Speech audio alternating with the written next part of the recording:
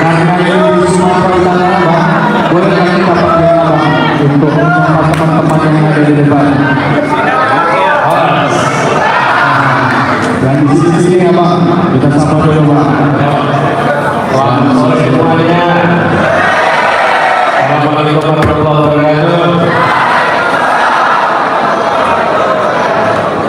Alhamdulillah senang kita kembali ke Medan dan pertama kali kita masuk di Poslok itu karena umur dan kegiatan sebelumnya semuanya cerah.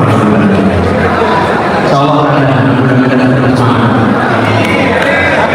Dan dengan semangat di sini semua sudah siap memeriksa Abang untuk menjawab pertanyaan-pertanyaan yang kita himpun Bang. dari ini sangat ini dapat besar lagi. Mungkin kalau dari sini agak longgar, Tapi Sumatera Utara Medan punya khas sendiri Bang. Khas anak muda Medan yang siap bersama betul. Siap bersama Abang itu saja. Bang jangan bersabar. ya sudah. Oke Bang. Sambil berdoa mudah-mudahan dengan pengalaman ini. Amin mantap betul. Oke, kalau itu mau apa, kita akan segera masuk ke segmen pertama, yaitu Q&A.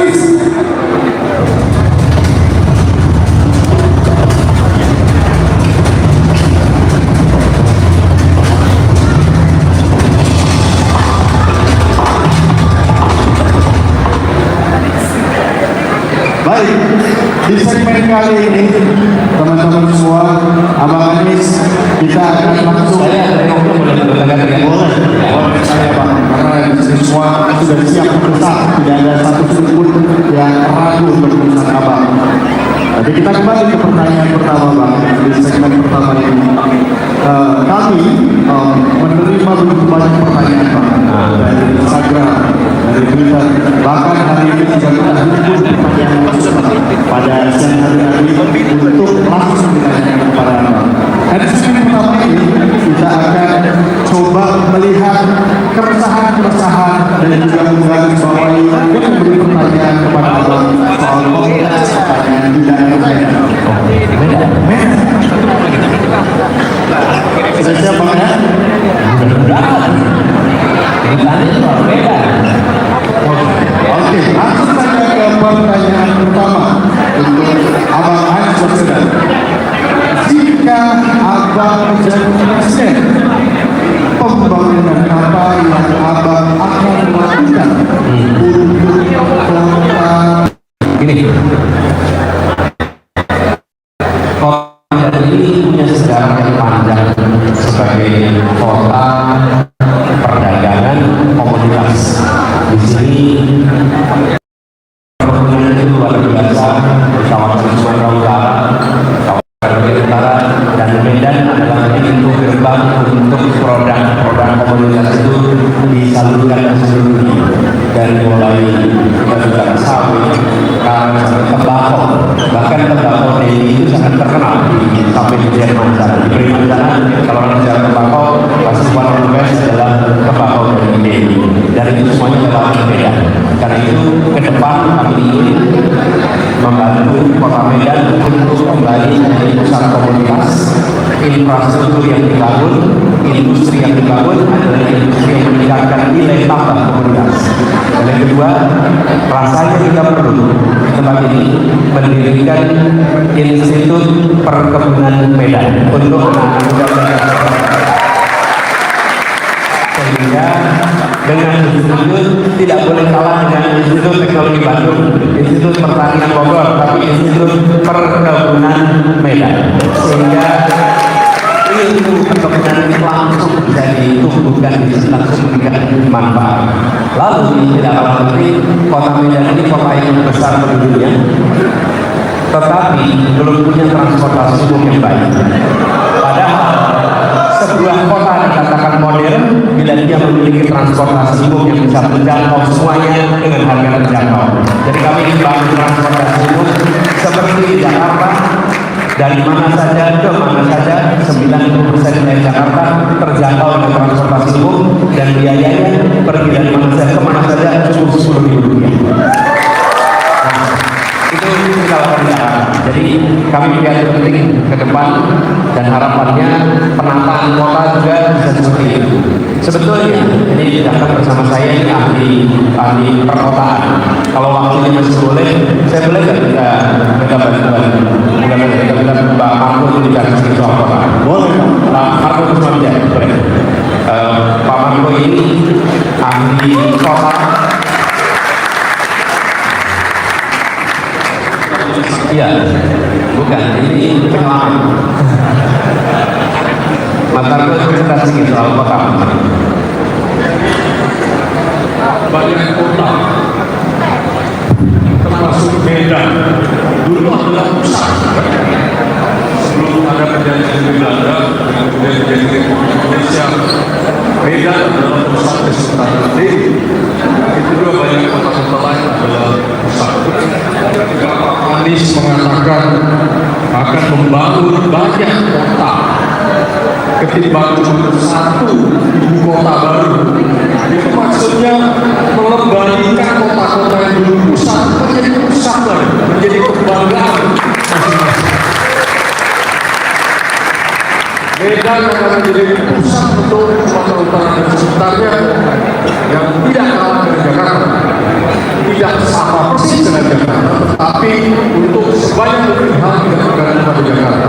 Jadi tadi Pak Anies sudah menggambarkan itu adalah cara supaya selain Medan dan yang lain-lain menjadi pusat bagi daerahnya masing-masing. Itu ya, Bapak lebih baik yang jelaskan.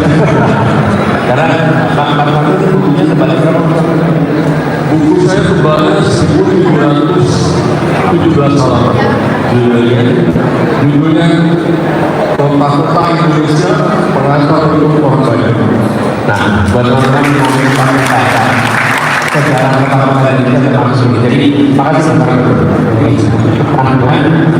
Dana yang besar itu daripada dipakai untuk membangun satu tempat, lebih baik dipakai untuk membangun kota-kota yang ada di seluruh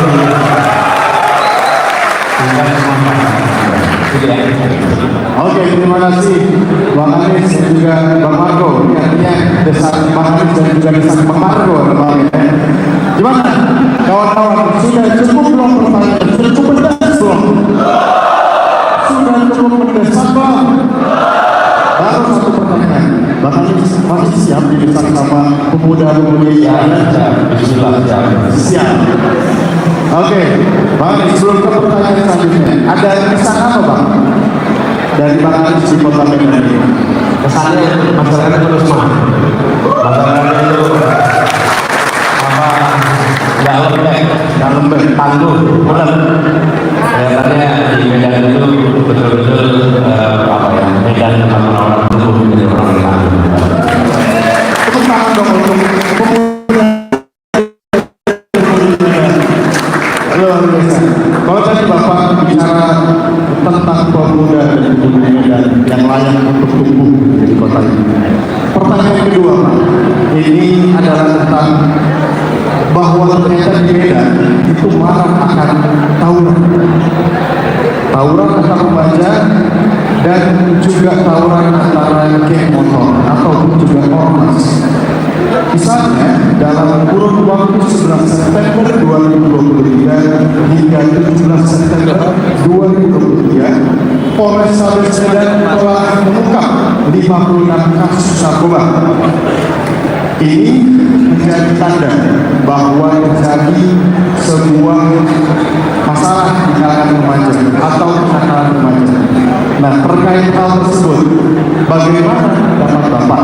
Bagaimana cara untuk menuntaskan kenakalan remaja yang ada di sini?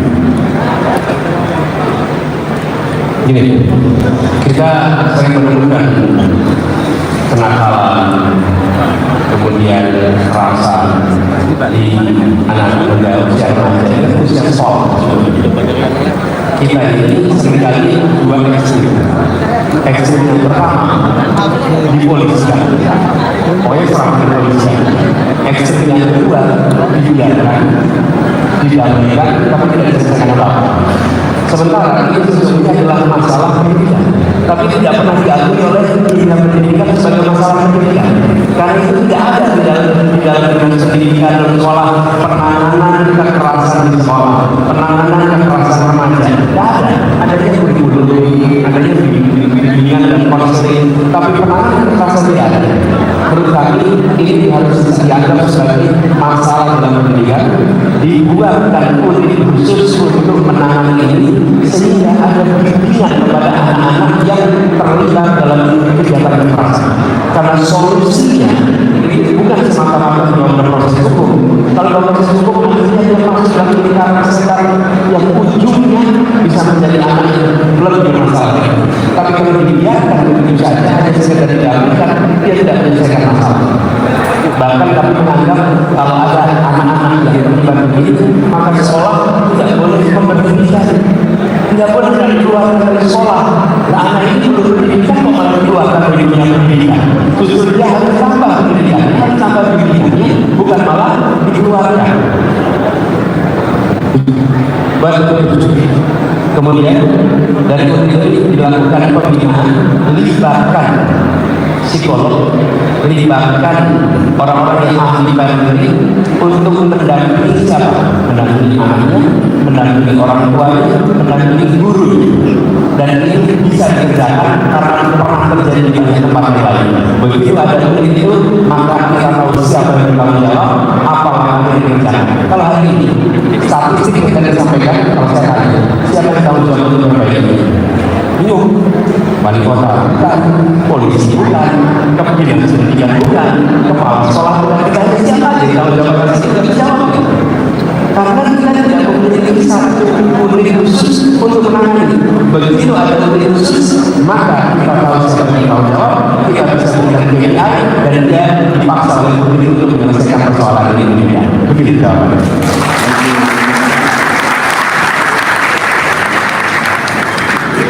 Gimana jawabannya? Masih mau dilanjut ya? Abang Anis, kita akan lanjut ke pertanyaan selanjutnya. Pertanyaan selanjutnya adalah, menurut data PPATK selama periode 2017 hingga 2022 ada sekitar 157 juta transaksi judi online di Indonesia dengan total perputaran uang mencapai 190 triliun. Sangat tidak, sangat mudah menemukan orang di sekeliling kita sedang bermain judi online. Nah, bagaimana komitmen Bapak terkait pemberantasan judi online? Silakan. Ini harus dihapuskan, ini harus dihapuskan dengan tuntas, dan ini harus diberantas sampai akar-akarnya dan backing-backing yang ada di belakang.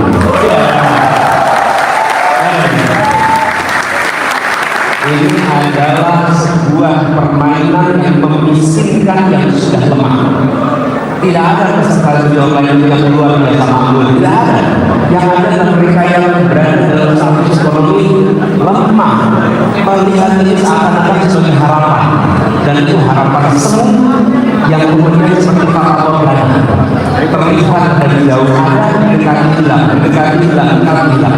Jadi tidak ada pilihan lain bagi negara untuk dituntaskan. Ini berarti. Lalu kami memandang, tapi saya tanya saya di sini yang pernah ikut juga ada.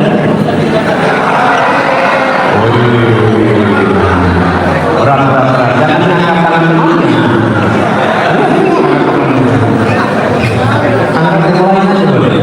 Jadi itu, tapi penanganan teknisnya itu membutuhkan, saya membutuhkan orang-orang yang mengerti juga terkait teknisnya.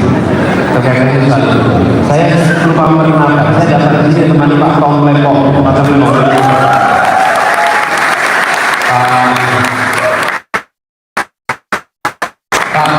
Mantan Menteri Perdagangan dan mantan Kepala BKPN. Lalu yang kedua sebenarnya Pak Leon. Mari Pak Leon. Pak Leon ini ada yang pernah pakai Tokopedia. Ini pendirinya Tokopedia. Pak Leon. Kalau menangani secara teknisnya gimana? Oke, siap. Teknisnya walaupun butuh effort, tapi tidak konsisten. Teman-teman tidak konsisten. Jadi saya pengalaman dari mobilnya, saya memang konsisten banget tentang fraud, tentang distribusi. Penipuan. Nah, jadi sebenarnya intinya itu yang pertama saya kemauan. Nah ini yang Kemauan juga ada.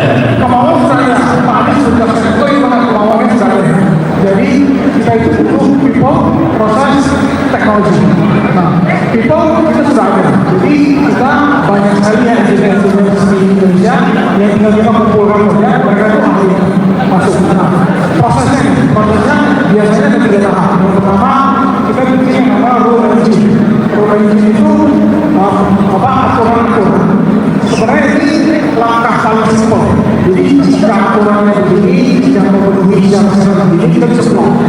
Kita bisa ngobrol dengan IT, kita bisa blok itu semua. Nah yang kedua, rule engine itu sebenarnya paling gampang bypass. Dan paling gampang yang kedua itu sekarang zaman yang nyata, jadi kita punya kumpulin data, kita kumpulin pattern. Nah kita lakukan pattern annotation, nanti kita bisa blok juga. Itu lebih otomatis caranya. Nah tapi yang namanya manusia tetap akan kucing-kucingan dengan sistem. Yang ketiga adalah partisipasi masyarakat sebenarnya. Nah ini kita sudah lakukan. Sebenarnya yang saya ini karena laporan. Dan kemudian yang itu ada nama project report. Project report itu semua orang betul-betul menyumbangkan informasi-informasi sehingga bukan hanya pemerintah yang bisa proaktif, tapi pemerintah itu mendapatkan informasi dari semua masyarakat, mereka melaporkan, makanya namanya report, report presiden itu maju gitu kan. Nah, informasi itu kita bisa pakai untuk memperkaya informasi tadi. Nah, jadi sebenarnya simpel. Yang penting ada kemauan dan ada komitmen dari Pak Anies dan Pak Menteri yang sudah sangat jelas dan benar-benar dijelaskan. Itu sendiri mudah. Ya, thank you. Sebetulnya kita selalu yakin dari sulit. Kalau ada kemauan maka akan ada jalan. Oke Pak, kita tunggu komitmennya. Bila mana itu yang menuju Abang, semoga dapat menuntaskan hal tersebut dengan cara-cara yang tadi sudah jelas disampaikan. Kita tunggu komitmennya Pak. Baik, selanjutnya Bang Anies, hari ini kita ketahui bersama 4 Desember. Biasanya dirayakan 3 Desember. Ya, 3 Desember biasanya kita rayakan atau dunia internasional menjadikan ini sebagai hari disabilitas internasional. Nah, ke depan bagaimana program untuk para penyandang disabilitas yang akan Bapak Begini, penyandang disabilitas harus mendapatkan perlakuan yang sama. Mereka memiliki hak yang sama dengan warga negara yang lain. Itu prinsip dasar. Bahkan kami melihat negara harus memberikan perhatian pada 4 kelompok, bukan hanya penyandang disabilitas. Bila 4 kelompok ini dapat perhatian dari negara, yang lainnya insya Allah 1 penyandang disabilitas, 2 lansia, orang-orang susah lanjut, 3 anak-anak, dan 4 perempuan khususnya ibu hamil. Kalau 4 ini terlindungi, maka masyarakat yang lain dengan sendirinya mudah untuk terlindungi. Apa khusus untuk disabilitas? Kami akan menyiapkan sebuah program kartu penyandang disabilitas untuk seluruh penyandang disabilitas yang ada di Indonesia. Dengan kartu itu mereka akan mendapatkan kemudahan di dalam pengurusan apapun. Mereka bisa membypass semua antrian. Bila mereka harus mendapatkan pelayanan, maka mereka mendapatkan prioritas. Dan yang tidak kalah penting, kami melihat perlu ada dukungan fiskal. Apa itu dukungan fiskal? Pengurangan pajak, pengurangan listrik, pengurangan biaya transportasi untuk para penyandang disabilitas, sehingga beban hidup mereka itu menjadi lebih rendah. Yang ketiga, yang sudah kami kerjakan Jakarta, semua rekrutmen pegawai pemerintah maka harus memberikan minimal 1% untuk penyandang disabilitas, sehingga penyandang disabilitas akan memiliki kesempatan kerja yang sama. Kami lakukan di Jakarta, dan apa yang terjadi, alhamdulillah kita kemudian memberikan kesempatan yang sama pada para penyandang disabilitas. Itu dari negara Jakarta, insyaallah kita kerjakan lebih luas lagi. Oke, Bang Anies. Gimana teman-teman? Masih mendesak? Oke, kalau tadi kita sudah memberikan pertanyaan-pertanyaan, Bang Anies, selanjutnya kita akan memasuki segmen kedua. Segmen kedua ini adalah segmen Speak Up Please. Speak Up Please.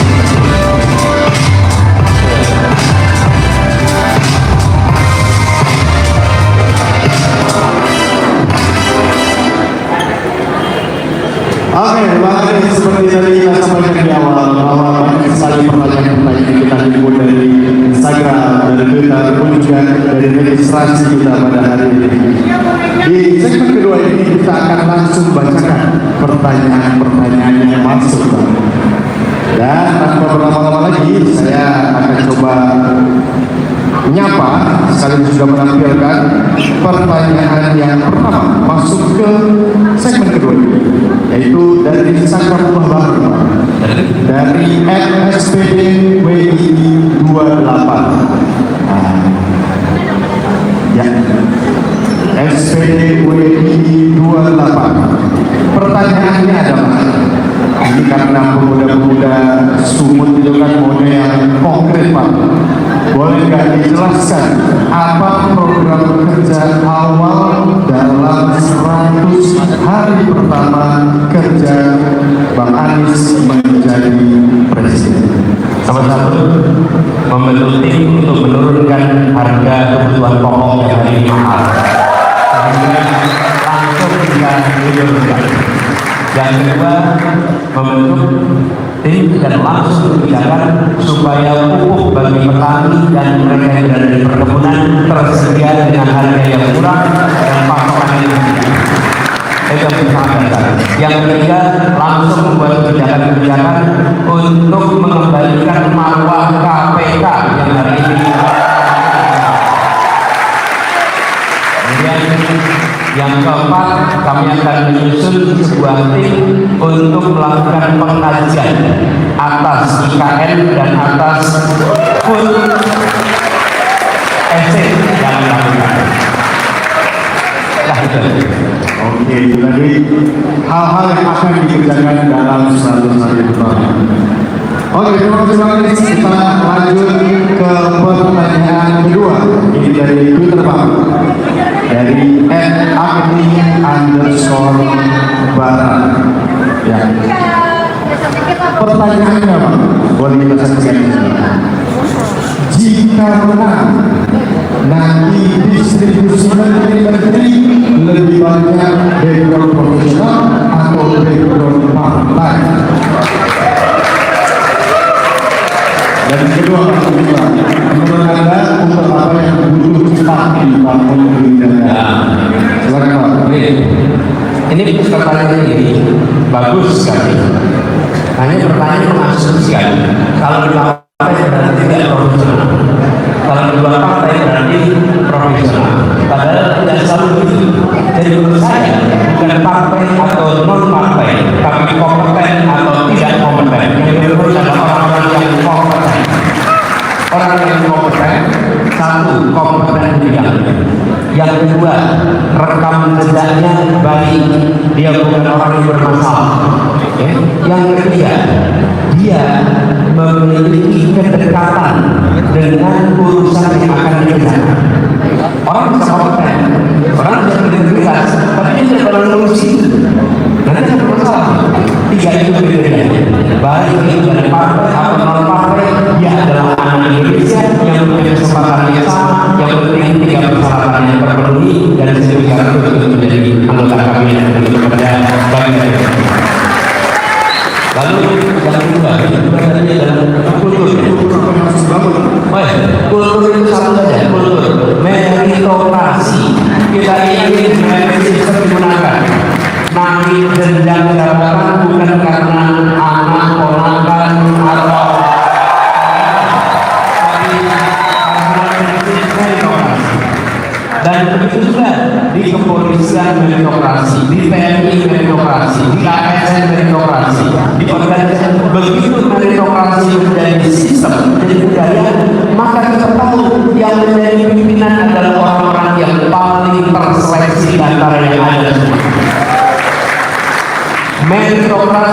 mengantarkan pada prestasi. Saya ulang, meritokrasi mengantarkan pada prestasi.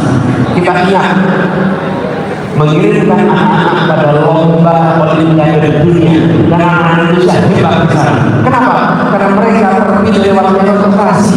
Mereka bukan anak-anak titipan, bukan anak-anak pejabat lalu ikut olimpiade, karena mereka terbukti berprestasi di olimpiade. Indonesia bila menggunakan meritokrasi, maka prestasi akan muncul satu persatu dari diri. Oke, terima kasih Pak. Jawaban untuk pertanyaan dari Agni_bar.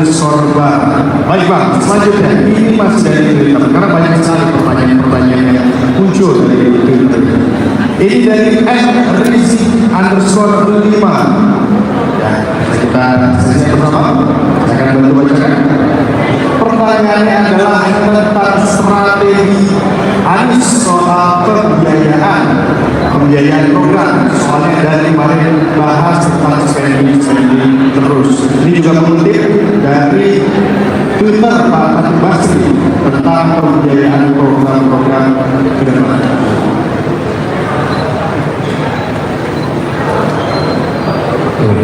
Ya, saya setuju dengan apa yang dikatakan oleh Pak Fatih Basri. Kita harus meningkatkan taksasi juga. Jadi untuk bisa membiayai program-program yang begitu banyak, ada dua pendekatan. Satu, dengan meningkatkan revenue pemerintah. Peningkatan lewat apa? Pajak, taksasi dan kegiatan. Yang kedua, dan ini tersembunyi, menutup kebocoran-kebocoran yang ada begitu banyak di negeri ini. Dan cukai dari pendapatan non-pajak yang itu banyak sekali bocor, itu tidak bisa.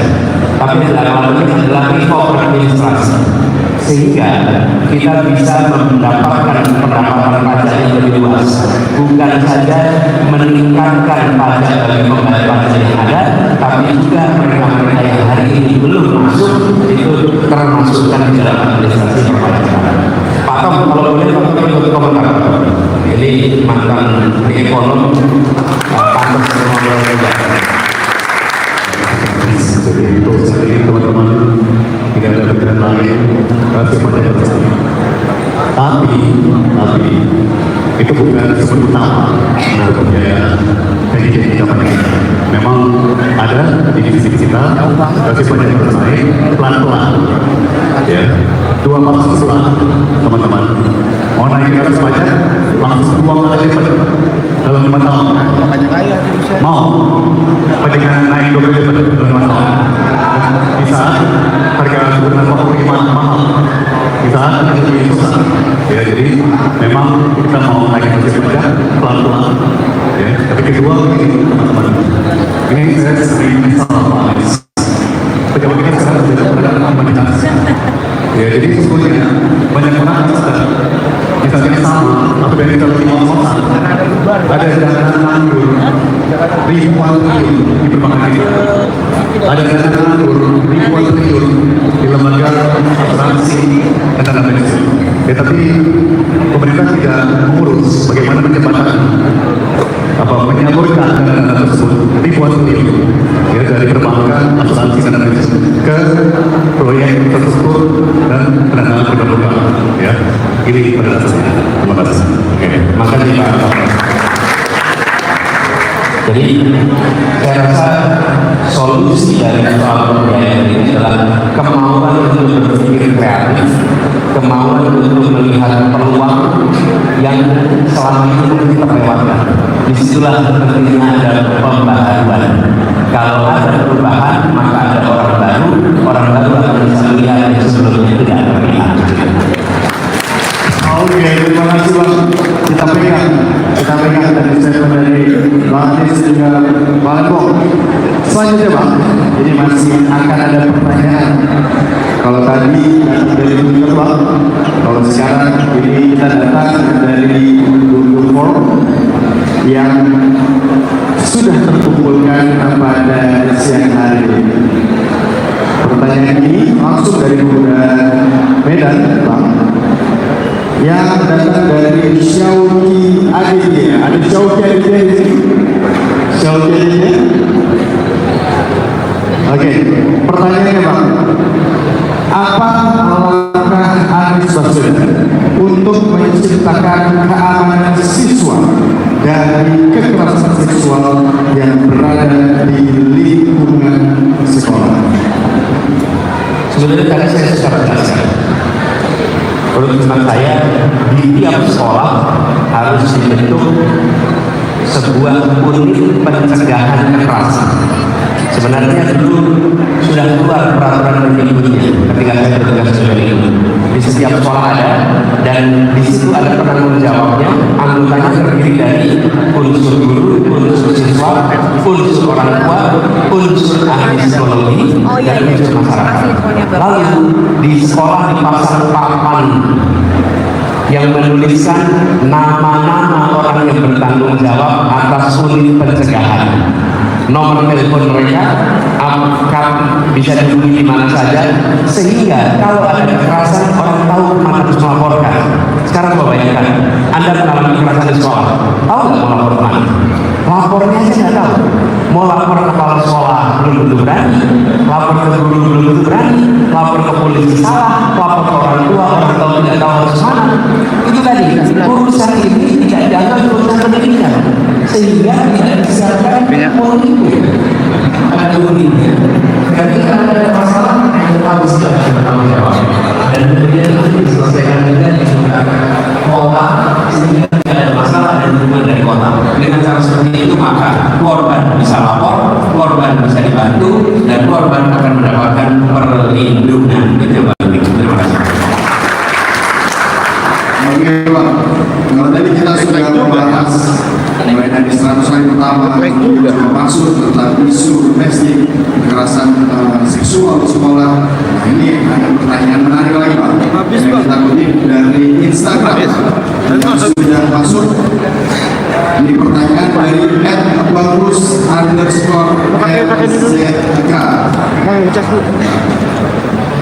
Pak Anies, kenapa baliho Bapak yang paling minimal atau sedikit dibanding 205? Ini bagaimana Pak? Saya Pak.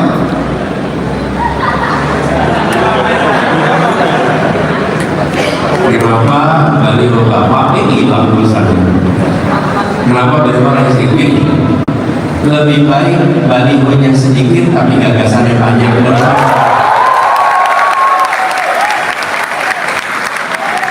Daripada balihonya banyak di mana-mana tapi tidak ada gagasan di luar.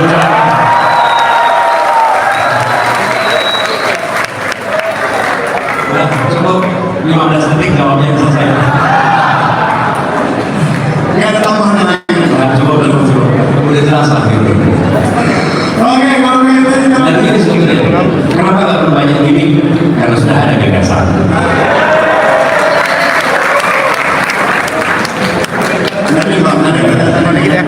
Karena setelah ini kita akan memasuki sesi yang ditunggu-tunggu rasanya di Desa Anies Medan kali ini. Dan itulah ujung dari segmen kedua. Kita kali ini Bang Anies akan memasuki sesi yang ditunggu-tunggu seperti yang saya sampaikan. Tapi sebelumnya mungkin teman-teman di sini saya coba memanggil semangatnya dulu ya. Mana suaranya pemuda Medan? Mana suara pemuda Medan? Kalau begitu kita akan memasuki ke segmen ketiga, tanyain Anies.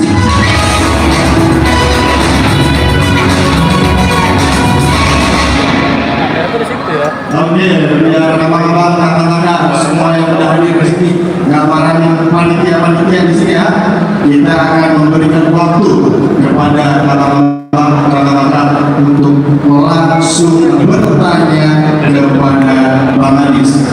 Rusnya sederhana, waktu pertanyaannya kita berikan selama 1 menit. Nanti akan dijawab oleh Bang Anies selama 2 menit. Kemudian nanti penanya boleh memberikan follow up atau menangkap kembali selama 1 menit, dan nanti akan ditangkap lagi oleh Bang Anies selama 1 menit.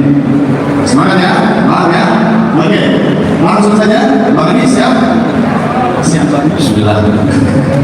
Oke, saya coba akan dari yang sini terlebih dahulu. Semangat betul ini abang-abang. Mulai ya, satu. Oke, abang yang berdiri dari Sonda Lompat, kita berikan tepuk tangannya. Silakan bang.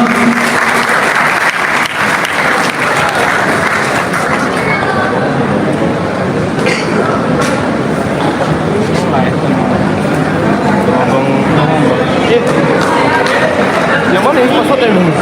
Nah, kita kolaborasi dengan sama dikaitkan sama.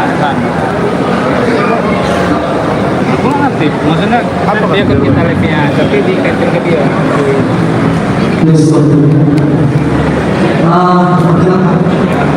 Sama.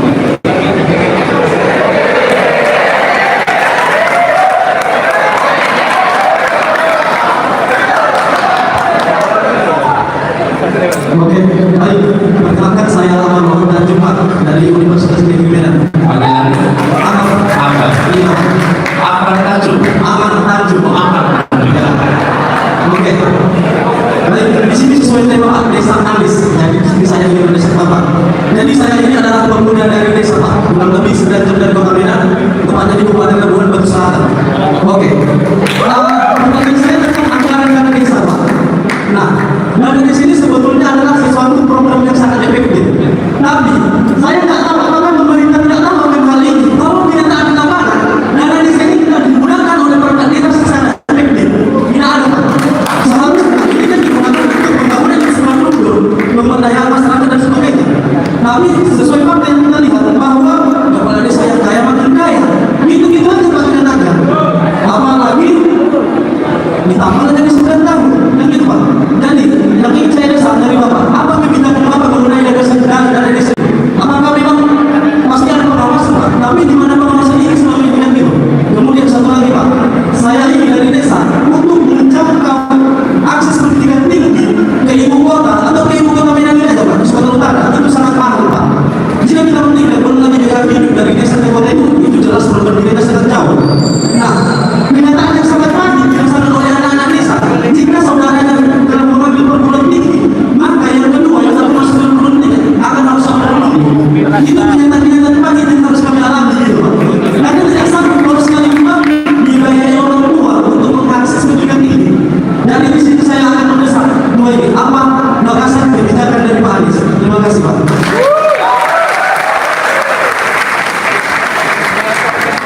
Gini, ya terima kasih Bung Amar. Pertama, dana desa. Dana desa ini pengaturannya terlalu kaku oleh pemerintah pusat.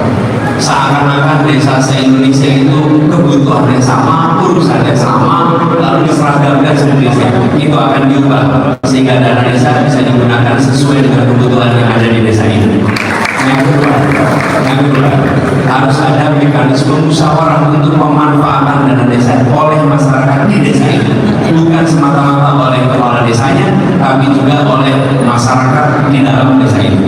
Yang ketiga, kami malah berharap anak-anak muda memberikan gagasan kepada kami tentang pengawasan. Jumlah desa kita amat banyak, dan pengawasan itu harus semesta.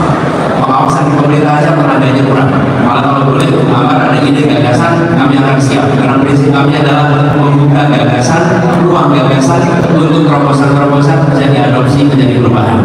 Yang kedua, soal pendidikan tinggi. Pendidikan tinggi ini biayanya amat mahal hari ini. Sehingga banyak sekali keluarga-keluarga yang paling berat adalah bukan yang miskin. Kenapa? Karena paling miskin ada banyak program di situ.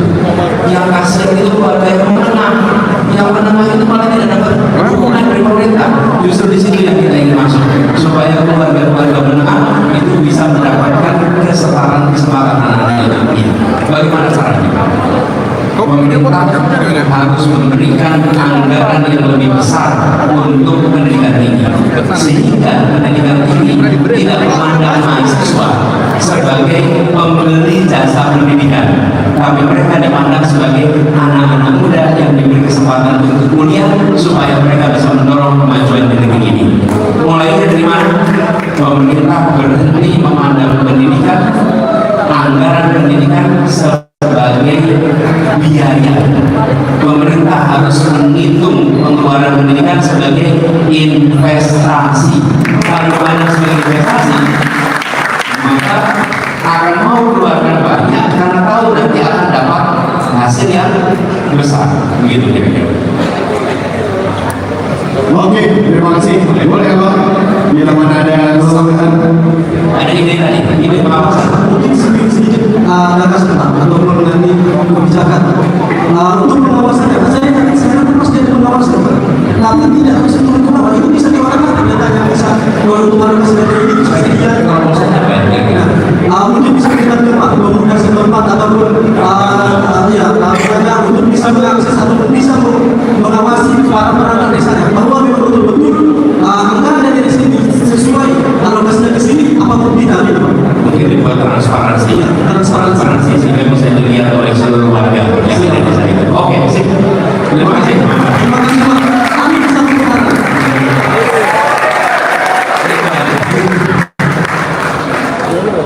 Oke, Bang, gimana? Nah, ini sudah coba memperdas, sudah coba mendesak. Belum Bang? Kita berikan waktu lagi ya Bang untuk seluruh yang ada di sini. Oke, saya mulai lagi di sana. Depan terlebih dahulu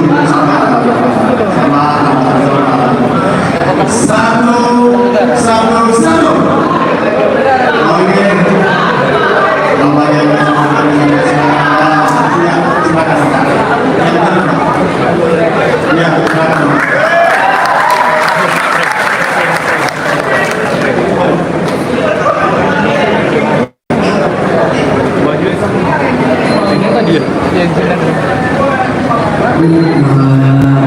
Assalamualaikum warahmatullahi wabarakatuh. Pak, maaf Pak, saya belum ini.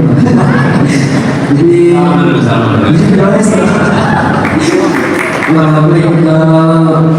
bangga kesempatan saya bisa ngobrol dengan salah satu orang yang bisa dibilang berpengaruh di dalam dunia pendidikan. Satu hal yang saya ingin pertanyakan Pak, saya kan Muhammad Ida, asal dari Politeknik Medan. Saya kuliah di Muhammad Ida.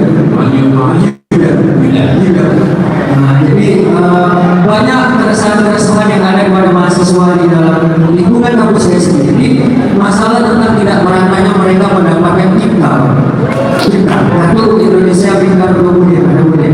Jadi banyak sasaran daripada IPKA ini Pak, di mana mereka ini hanya contoh kepada orang-orang yang mungkin pilihannya itu bisa untuk mendapatkannya Pak. Di lingkungan saya pribadi, banyak IPKA ini disasarkan kepada orang-orang yang mampu. Sementara orang-orang yang tidak mampu, itu banyak yang tidak mendapatkan Pak. Jadi, adakah ini kan mungkin menjadi program dari Menteri Pendidikan sebelumnya gitu Pak. Nanti untuk di era Bapak, mana tahu kami satu putaran, ya Pak, Bapak bisa memberikan suatu langkah yang bijak tentang masalah dari kita ini sendiri untuk para mahasiswa. Karena saya melihat banyak dari teman-teman yang dari desa yang UKT-nya cukup tinggi karena tidak dapat bantuan dari pemerintah, itu menjadi suatu kesulitan. Terima kasih. Bu Yuda, terima kasih. Jadi dana bantuan yang disalurkan lewat Kartu Indonesia Pintar itu memang untuk mereka yang berlatar belakang keluarga ekonominya lemah. Jadi ini memang dibutuhkan dua sisi. Satu, bila Anda sudah makmur, janganlah ambil hak orang lain yang sesungguhnya bisa mendapatkan dari orang lain. Jadi saya ingin mengingatkan pada para penerima yang mendengar ucapan ini, bila Anda menerima dan sesungguhnya Anda mampu, saya minta kembalikan, karena ketika Anda mengembalikan ada satu anak yang bisa mendapatkan dari Kartu Indonesia Pintar. Itu menjadi kontribusi Anda pada mereka. pengambilan orang. Malu rasanya mengambil uang yang sesungguhnya haknya mereka yang prasejahtera, tidak terhormat sama sekali. Jangan pernah bangga menerima KIP ketika itu adalah haknya orang lain, memalukan dan merendahkan diri Anda. Satu.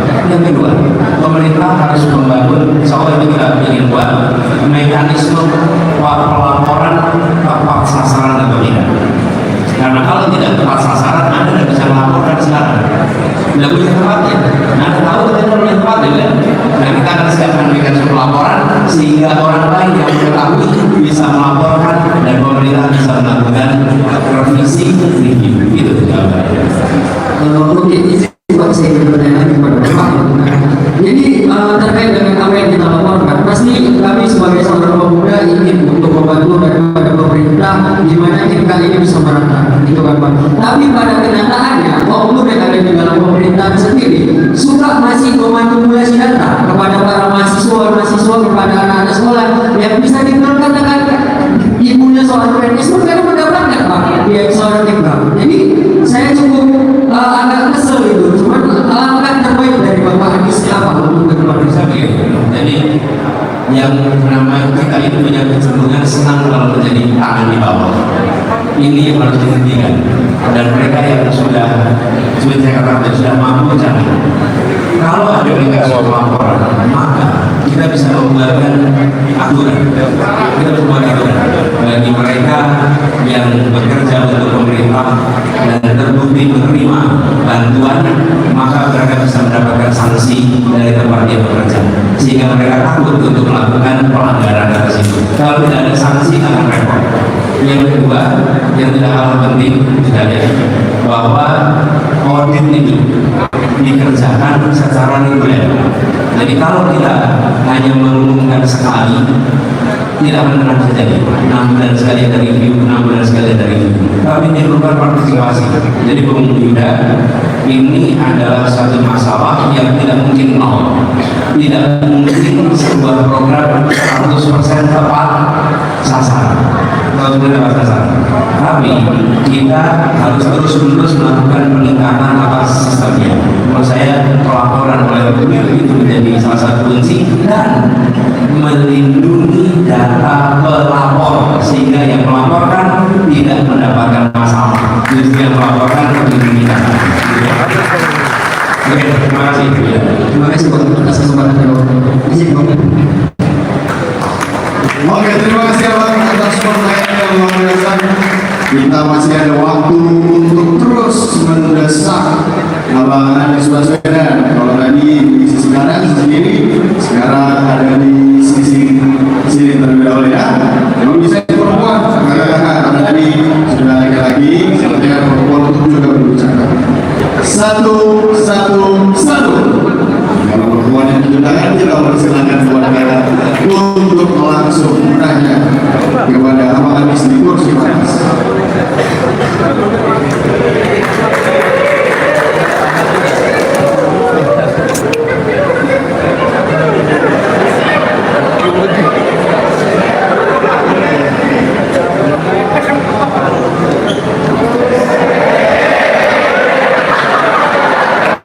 Ya, saya katakan tidak sama-sama berdiri sama tinggi, duduk sama tinggi juga. Perkenalkan Pak, nama saya Umil Faidia. Saya jadinya Umil. Saya adalah seorang mahasiswi dari UIN Nusantara Unggul. Dan saya dari komunitas wanita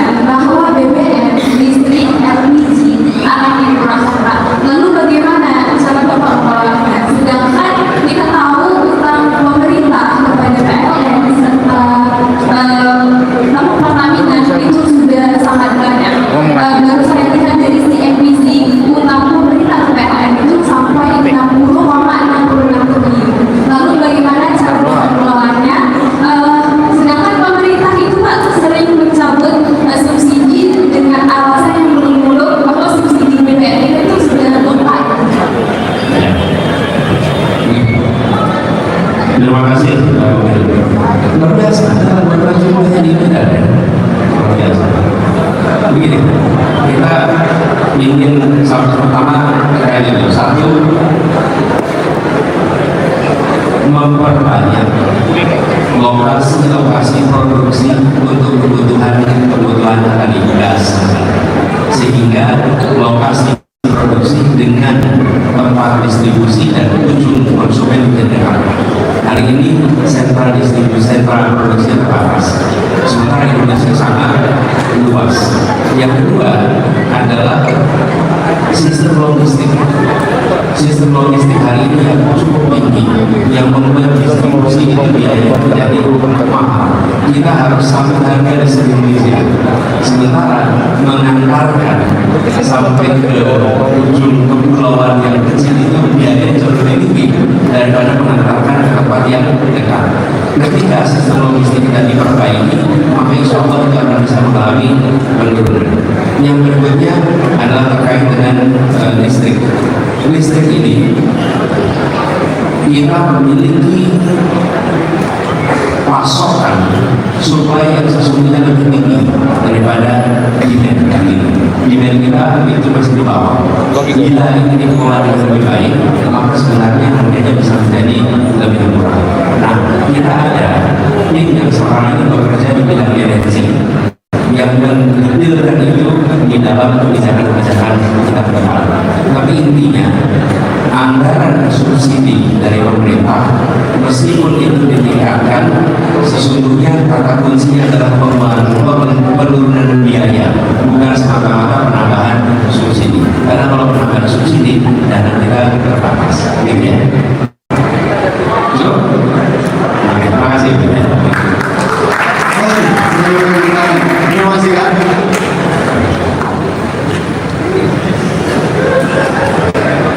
Oke, kalau ini sudah masih ada waktu untuk memberikan kesempatan bertanya. Soalnya panas ini. Kita bersama-sama satu. Oke. Iya, maka yang di belakang yang belum dijawab silakan kita berikan waktu. Iya, belum dijawab. Ya, silakan.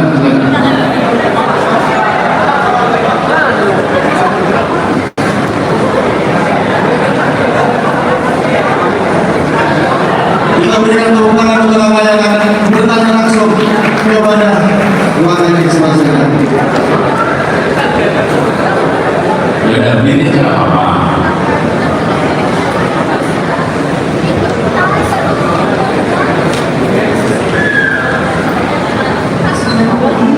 Assalamualaikum warahmatullahi wabarakatuh. Saya Muhammad Syarifah, panggilan keluarga. Saya dari Universitas Islam Sumatera Utara. Saya datang Bapak untuk menyelesaikan lingkaran setan KKBP, kemudian masalah Harun Masiku, kemudian saya Harun Masiku dan lingkaran setan KKBP, Jiwasraya, dan kemudian masalah nggak tahu lagi kemudian 15 kemarin masalah COVID-19 dan korupsi. Berani nggak Bapak menuntaskan semua itu dalam jangka waktu 2 tahun?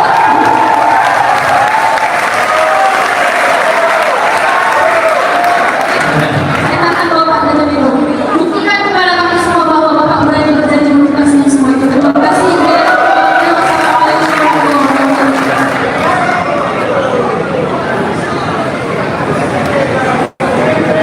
Jangan pergi dulu, saya jawab dulu. Ya, gini. Kami berniat untuk mengembalikan kepercayaan rakyat kepada negara dengan tidak membiarkan pelanggaran-pelanggaran melenggang hak diberikan itu. Karena itu memberikan pesan yang keliru. Bagaimana pelanggaran tidak mendapatkan penegakan hukum melenggang begitu saja. Jadi ini bukan sekedar soal berani, kalau berani aja. Tapi yang penting caranya harus benar. Gunakan penegak hukum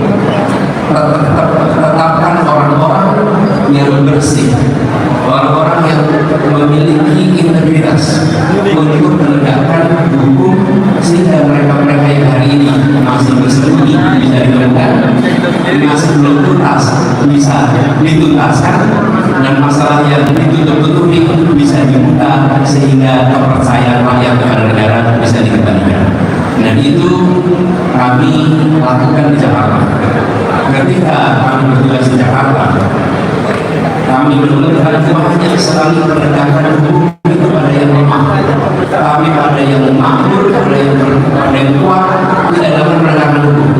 Maka saya begitu berkata pada semua, jangan sampai kita ini justru tegas pada yang lemah, tapi lembek pada yang kuat.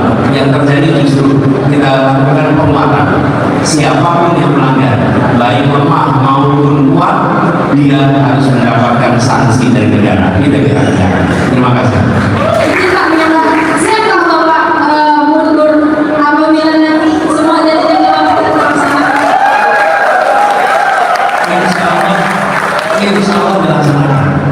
Justru makin kita melaksanakan, makin kita harus berani. Yang mereka inginkan adalah orang berani mundur. Jangan sampai orang berani mundur. Justru harus berani menghadapi sampai tuntas.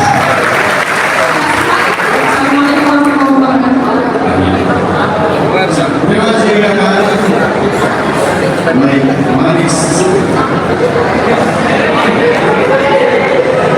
Bagaimana kita akan memasuki ke pertanyaan selanjutnya? Langsung kita Oke. Pertanyaan dari di sana sudah, di sini sudah. Sekarang yang terakhir, di sini dulu ya. Oke, maaf. Oke, satu dulu Pak, tonton dulu biar fair. Satu.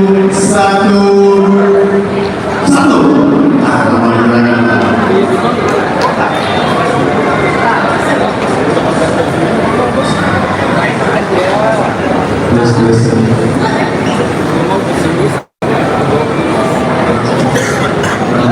Saya Andi dari Universitas Sumatera Utara.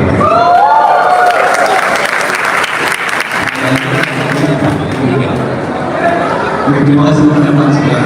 Berani datang ke Medan untuk dipesan sama pemuda-pemuda dari Sumatera Utara. Jadi saya baca di bagian B itu tidak tahu, tapi memang ingin buat mahasiswa anak muda hidupnya dari itu. Jadi di sini ada dapat hunian dengan KPR dan 5% dengan kota. Dapat hunian dengan KPR dan 5% dengan kota. Berapa ini segala kita memang karena beberapa bulan lalu ada narasi dari Kementerian Keuangan mobilnya itu susah untuk tidak dunia. Jadi sini merupakan ini segala kami tapi ini minyak saya kalau terjebak menjadi Jakarta sebagai gubernur itu di dunia. Nah pertanyaan saya nih Pak, bagaimana Bapak menjamin bahwa program ini dapat terlaksana tidak seperti yang terjadi sebelumnya, di mana DP ini dan targetnya 200.000 kan terus sekarang jadi 10.000 terus 90%. Itu kami nggak mau 68 juta pemuda kecewa karena targetnya itu tiba-tiba turun tadi cuma yang dapat cuma 8 juta dan 8 juta. Itu gimana cara Bapak menjamin hal ini tidak berulang di depan? Terima kasih. Yang pertama, angka itu hoax. Kecuali Anda bisa membuktikan bahwa itu benar. Oke, yang terjadi justru program DP rupiah itu memasok hampir lebih dari separuh suplai rumah baru, rumah susun di Jakarta. Dan itu yang terjadi. Jadi saya sering sampaikan, saya tidak meminta Anda menyukai saya tidak minta Anda memilih saya hanya minta Anda jangan menggunakan hoax dalam menilai apa yang saya katakan. Kemudian yang kedua terkait dengan program. Kenapa KPR ini harus direform? Karena KPR selama ini hanya memberikan akses yang mudah kepada mereka yang bekerja di sektor formal. Mereka yang bekerja di sektor non formal, mereka yang bekerja mandiri sulit dapat KPR. Saya ilustrasi, bila Anda punya usaha sendiri dan dapat penghasilan sejumlah 10 juta, bulan. Lalu Anda atau orang dalam kemudian ada orang lain yang bekerja di perusahaan punya kontrak penghasilannya 10 juta sebulan. Ketika mengajukan KPR yang dapat yang mana? Yang dapat punya kontrak, yang kerja mandiri nggak dapat. Nah, karena itu kami akan melakukan perubahan aturan-aturan sehingga warga yang kerja mandiri, warga yang kerja informal dan non formal bisa mengakses KPR. Sehingga KPR itu bukan kapal punya rumah, tapi betul-betul kredit perumahan rakyat. Dan siapa yang paling membutuhkan? Yang paling membutuhkan adalah anak-anak milenial, karena mereka yang paling kesulitan mendapatkan rumah. Begitu ya. Terima kasih. Terima kasih. Thank you. Oke, terima kasih. Kita berikan tepuk tangan untuk sesi ketiga. Tangan Anies. Baik, Bang Anies. Ini kita sudah melewati 3 sesi wawancara dan bahkan berinteraksi langsung. Kalau tadi udah di Medan yang berbicara, menanyakan langsung kepada Bang Anies. Nah, sekarang adalah waktunya Bang Anies untuk menyampaikan refleksi ataupun juga closing statement dari hasil diskusi kita pada hari ini. Keputusannya di modal. Jadi keputusan dalam mana?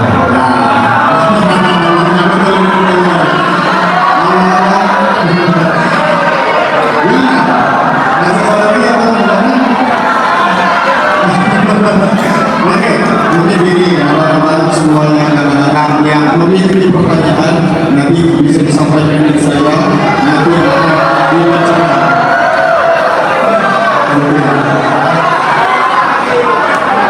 Oke, kita berikan bantu. Nice. Ya, teman-teman, jadi kita menghargai waktu. Kalau boleh saya usul, bukan ambil 3, tapi tidak 3-3-nya. Di antara 3-3-nya itu apa sulit salah satu. Dari sini ambil 3 sulit salah satu. Kita bisa dan satu dari Nanti 3 itu sulit satu. Oke, clear ya. Ini langsung untuk mempersiapkan waktu satu. Nanti kita tunggu dulu. Abang-abang tangan semua. 1, 2, 3. Ini abang yang menggunakan kacamata sekarang. Ya. 1, turun dulu Pak. 1.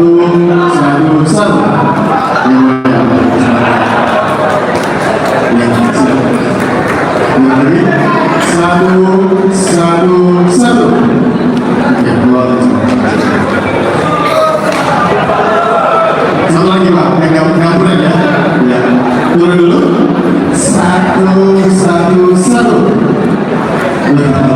Boleh Pak. Silakan. Kita gambarin.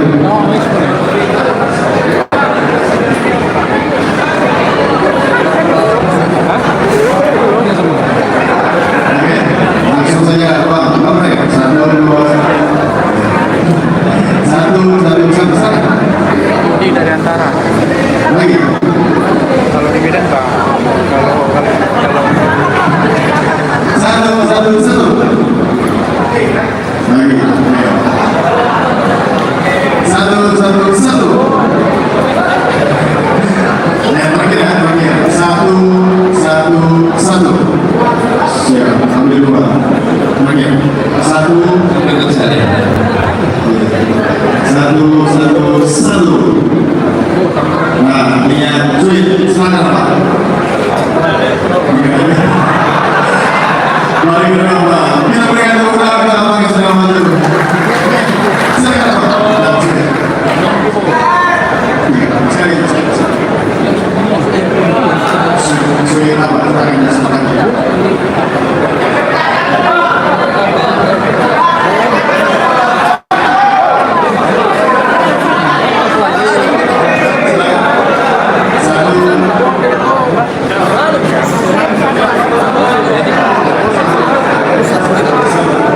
Oke.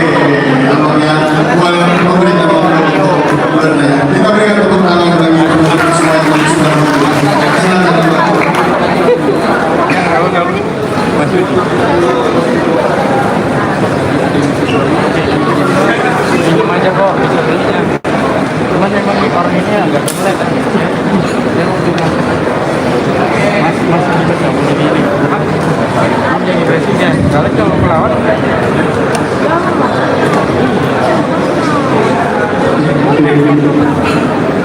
Terima kasih Pak. Assalamualaikum warahmatullahi wabarakatuh.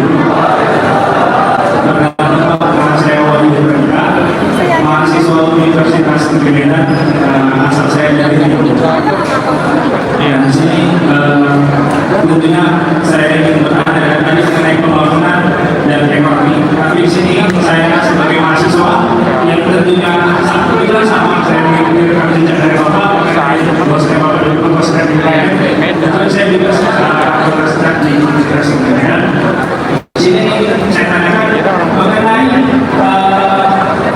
kebebasan berpendapat. Saat ini di Indonesia ini kebebasan berpendapat baik dari mahasiswa maupun dari masyarakat sudah didominasi.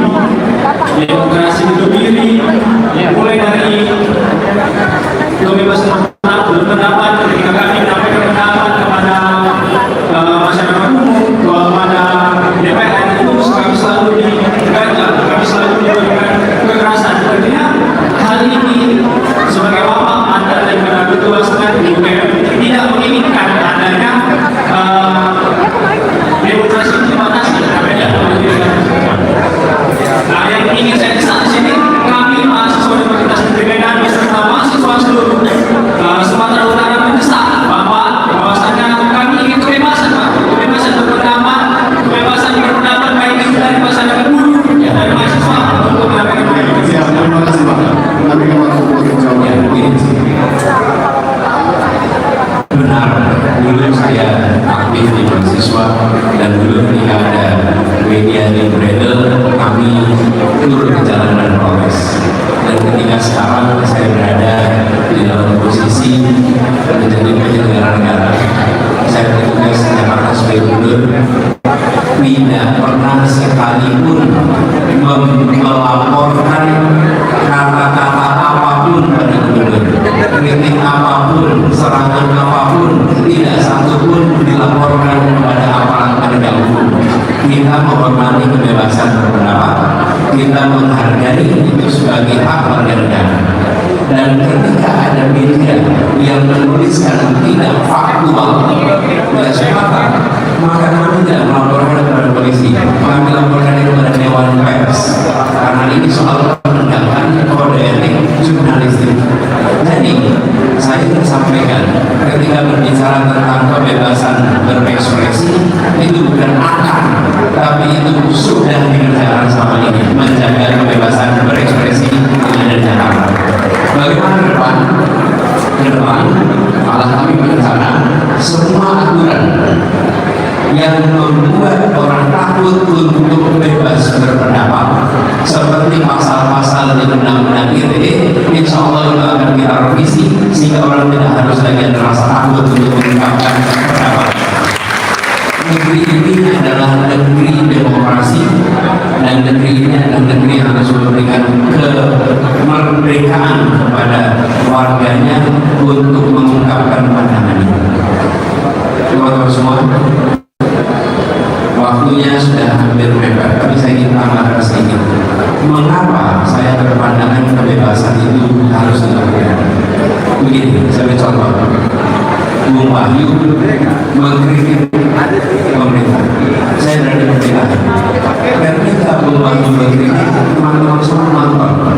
Kalau apa yang saya kerjakan, saya harus memberikan argumen atas apa yang saya kerjakan, mengcounter kritik Bung Wahyu. Kemudian saya berikan argumen. Wahyu memberikan argumen lagi.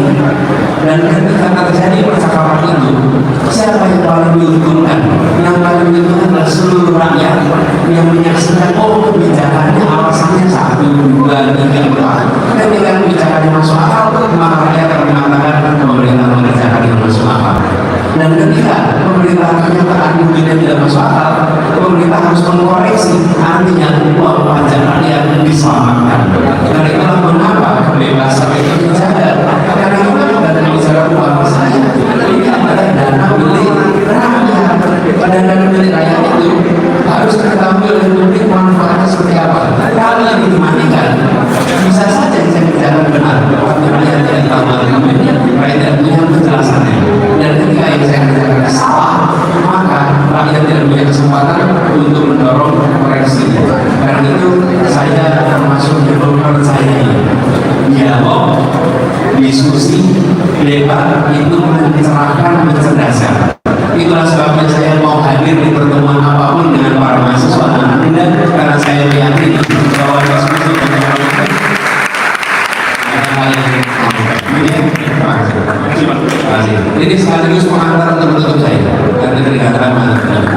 Teman-teman sekalian, mudah-mudahan akan ada waktu berikutnya. Banyak sekali kita bersemangat juga untuk berdiskusi.